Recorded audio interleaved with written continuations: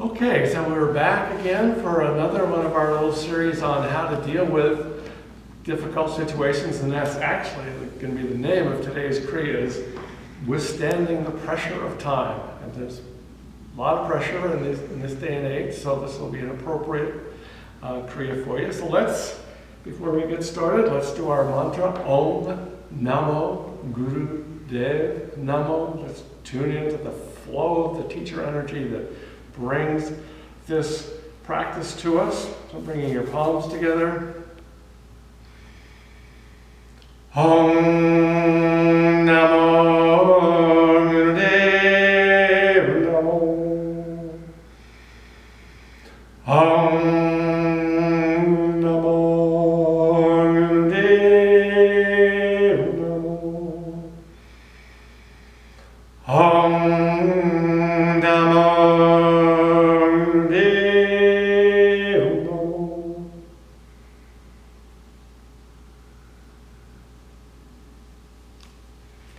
Okay, so we're continuing with our Zoom classes for Kundalini Yoga for the Echoes Community Art Center. We'll be hopefully able to do classes in person fairly soon. We're targeting September or October, but at any point somewhere in the fall, assuming things continue to improve in terms of the COVID situation. But as of now, we're targeting that time for starting classes in person.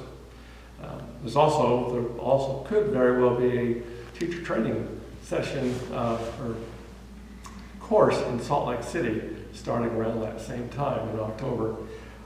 So today's class, withstanding the Kriya to withstand the pressure of time, is going to put a lot of pressure on you. So some of these times and number of repetitions of these are a little over the top, some of them. So you want to be, if it says 15 minutes, and you can't do 15 minutes, you're going to have to live with that. But what we want you to do is to press yourself beyond what you think you can do. If that makes sense. If you can't do 15 minutes, let's say at 10 minutes, you start to get, God, this is the hardest thing, this is the stupid thing I've ever done in my life, I don't want to do it anymore. Do it for another minute and just push yourself beyond that I can't do it mindset. Just on each of these, just even if you can't do the full times, push yourself just a little bit beyond the I can't do it moment in your brain, okay? So the first one, really fun when you start.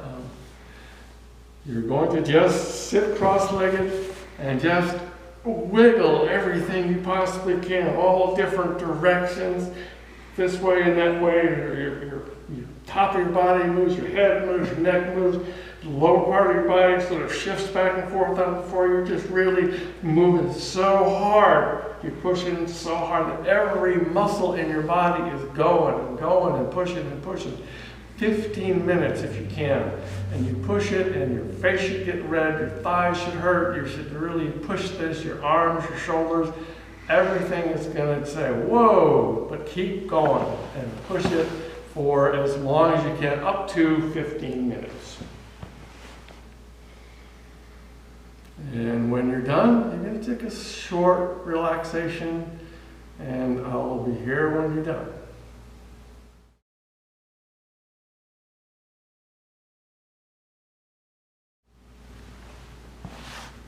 Okay, that was fun, right? So now, we're going to come standing, and this next one moves, again, your whole body, but in a little different mode. You're going to twist your hips, use your arms. With all of these, you can focus. You can coordinate your breath, although they don't say what way to do that. Just do what works best for you. You're going to twist from side to side, vigorously back and forth. 8 minutes. And when you're done, I'll be here. So keep moving for 8 minutes. Again, you want This is going to really work your thighs, your waist, your midsection, your arms.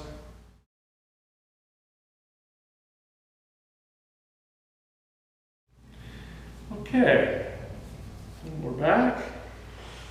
And you're going to come cross-legged.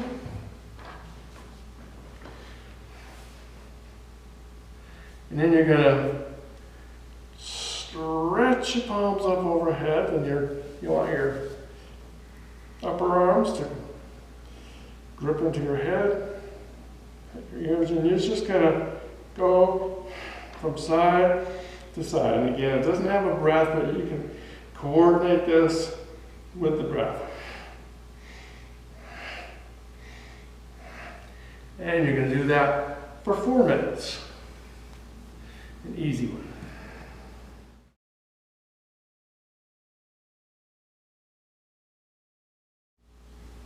And when you're done, we'll go into the next posture. Okay, now, for this next posture, we're in sort of a cat-cow, and your left leg is up in the air. And what you're going to do is you're going to bring your forehead down, and then back up. And again, you can coordinate this with the breath, although it doesn't say that in the posture. You're going to go down, up, down, up. You can do that 52 times. And then when you completed that 52, you do 52 on the other side. So 104 altogether, 52 on each side. Okay, go.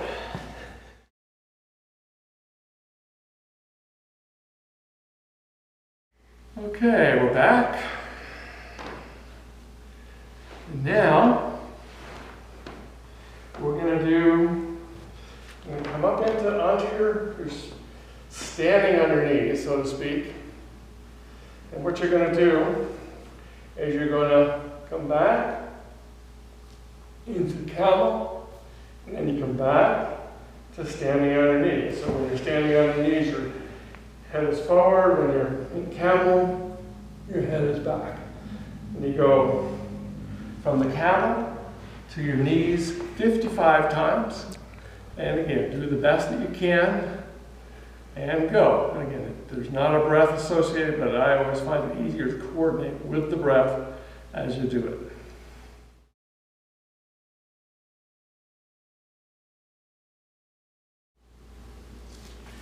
Okay, very good. Let's go on to the next one.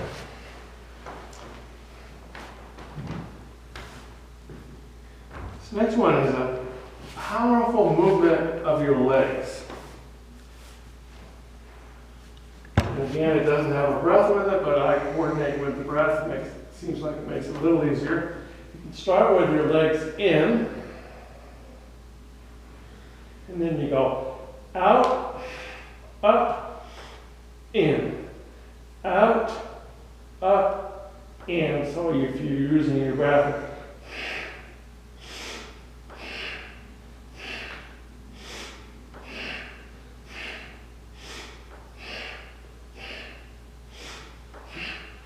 powerful breath.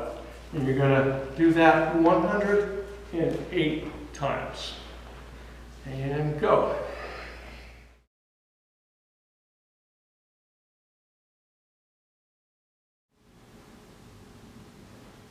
Okay, we're back. And you're on your back for this next one. And you're going to bring your hands on your heart, left hand on your heart, right hand on top of it. And you're going to come up and down as far as you can, and then back, and up, and back. And you can do that 26 times. And again, it always helps me to coordinate with the breath, even though that it doesn't actually say in the description to use your breath. And when you've completed that 26, you're going to just come lying flat on your back in corpse pose, and you'll probably, if you've done this anywhere as close to your limit, you're going to be pretty sweaty, so you're going to cover yourself up and relax on your back for at least 8 minutes.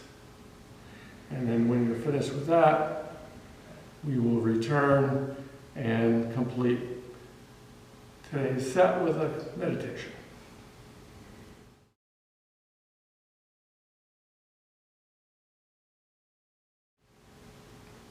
Okay, we're back. I hope that went well for you. You'll probably feel it tomorrow.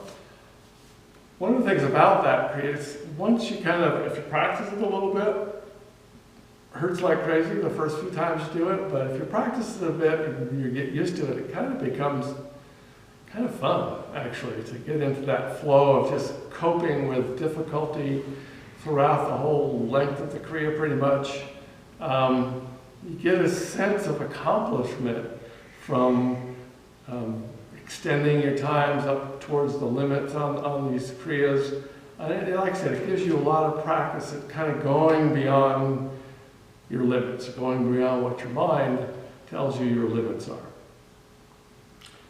So anyway, so again, it's one of those Kriyas that can be fun. It's like you may hurt tomorrow, but practice it a little bit, you may find that it's really adds a dimension to your life that very few Kriyas do, and that sort of it becomes an ecstatic movement instead of an oh my God kind of movement. So try that, see if that helps you manage some of the difficulties in your life. And the meditation we're going to do is has the same. We'll do a nice mellow meditation. It's going to try to help us to connect to the neutral mind so that we can navigate through these difficult times in a very even-keeled, I can handle it kind of way, not being too down, not being too anxious, but not being too overconfident either. We want to be able to handle these difficult times because the times are real. The difficulties are real. So being overly optimistic is actually a form of denial in this kind of times. But neither do you want to be so anxious or depressed about the situation that you just say, I'm not going to cope with this.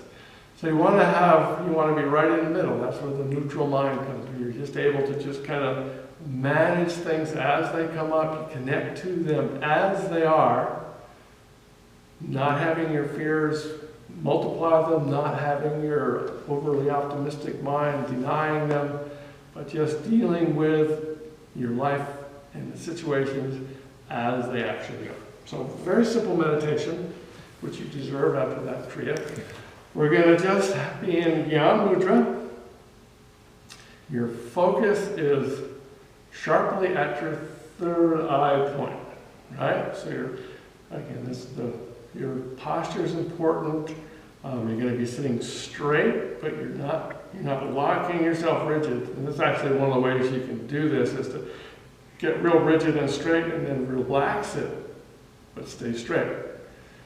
Sometimes it's helpful to be sitting on a little bit of a pad, a little bit of padding to lift your butt a little bit. But you want to be straight, eyes are closed, and very, very sharp focus at the third eye point. Very sharp focus there. And we're going to repeat to ourselves, Wa, He, Ru, Ru, Wa, He, Ru, Ru, Wa, He, Ru, Ru, Wa, He, Ru, Ru. With a very sharp focus, and you're saying it to yourself. You're not saying it out loud. It's about the same pace as your normal heart rate. Right at the third eye point, Wa, He, Ru, Ru, Wa, He, Ru, Ru, Wa, He, Ru, Ru. Continue that for 11 minutes. And when you're done, we'll come back and complete the class.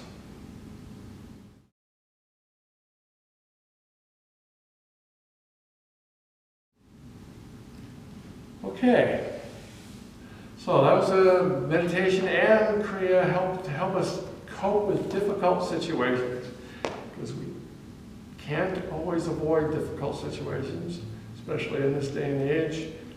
If it's not us, it's often sometimes somebody in our family, or a friend, or whatever. So we want to be able to navigate these difficult times effectively, avoiding denial, but also avoiding overreacting. So we want to be right down the middle, so to speak, that neutral mind. So let's bring the palms together. May the long time sunshine upon you, all love surround you, and the pure light within you guide your way on. Oh, may the long time sunshine upon you, all love surround you, and the pure light within you guide your way on, guide your way on. Long Sat, short Nam. Sat.